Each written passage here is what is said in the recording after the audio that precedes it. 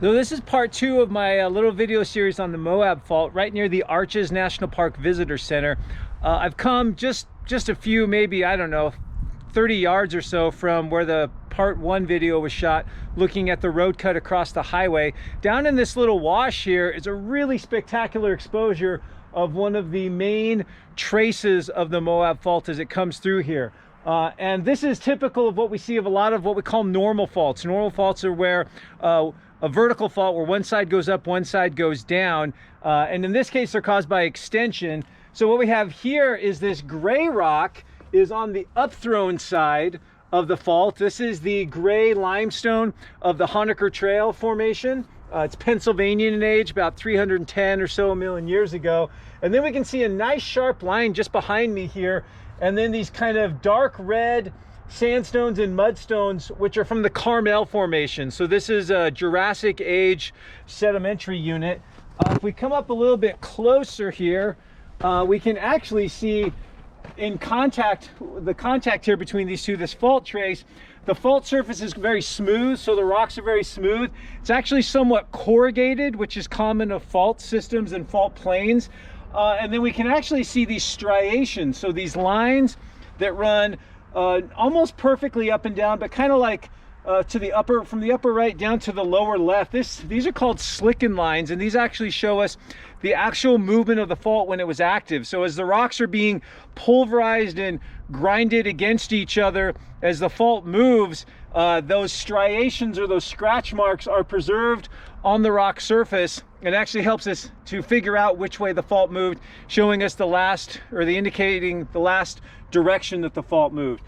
So really spectacular. Faults very rarely are exposed this nicely, where you have one rock type against another. So again, Jurassic age sandstones on the right here, what we call the hanging wall, and on the downside of the fault, what we call the footwall, are Pennsylvanian aged limestones from the Honaker Trail Formation. Again, part of the Moab Fault as it cuts its way through the Moab Valley. One final thing here is if we kind of scramble up above it, so you can see that the faulting has actually created a small dry fall in this wash, a little bit of an obstacle.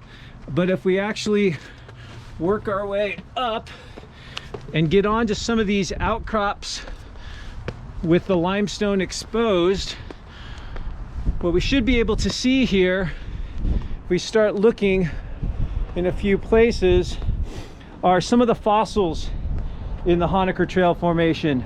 So these little round things here, these are called crinoids. These are actually stems or columns of an organism.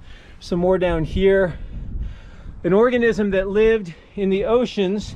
Oh, there's a great one here. So these lived in the oceans millions of years ago, and there's a nice one on the side there.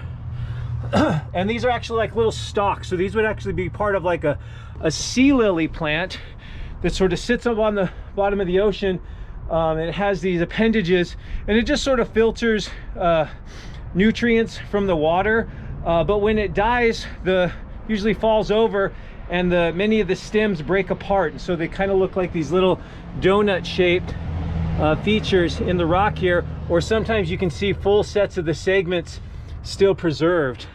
I thought I saw one other type of fossil over here somewhere. Let's see what we have right here. This sort of spider web looking thing, these are called Bryozoans. So these are other invertebrates that lived in the ocean. So again, some pretty interesting and very cool fossils here in the Honaker Trail Formation, excuse me, of southeastern Utah, looking over at the visitor center at Arches. All those people have no idea there's such great little geologic treasures a few yards away from their cars as they hustle up the scenic drive. But we had a little inside glance here. So hopefully you enjoyed this video and looking at the Moab Fault here in southeastern Utah.